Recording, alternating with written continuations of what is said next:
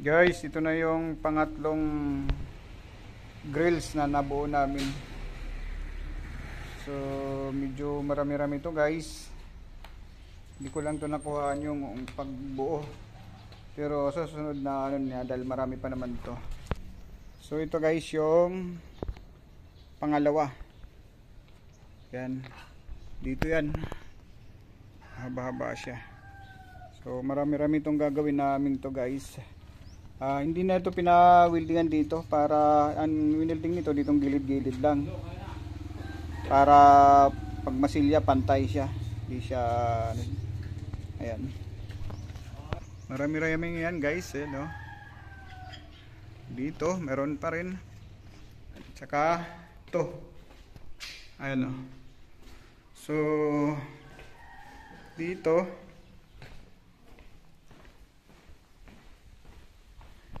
ayan, meron pa yan.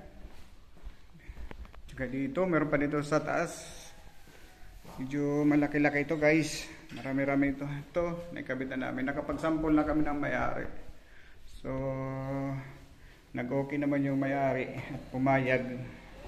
Hinatay na lang namin dito yung pintura, kung anong gusto niyang pintura dito. So, pasalamat tayo guys kay Lord dahil sa blessing dahil dito sa project na to 2024. Ito yung kauna-unahang project, tama kumbaga buhay na mano doon sa mga nabili kong mga gamit pang construction. So guys, nakabili na rin ako ng gamit na pang construction na kumpleto ko na. So wala naman tayong swerte doon sa sound system, kaya dito tayo ngayon magpo-focus. Ito guys, polycarbonate. Kakabit namin yan. Ito yan ha. Medyo maganda pa siguro sa construction dahil ang sound system guys, malaking puhunan doon. Ito kunti lang. Mabilis tayo magkapera pagka masipag lang tayo. Tapos maalaga tayo sa mga tao natin guys. Okay. Thank you Lord sa mga blessing at doon sa mga subscriber ko at followers ko at secret viewers.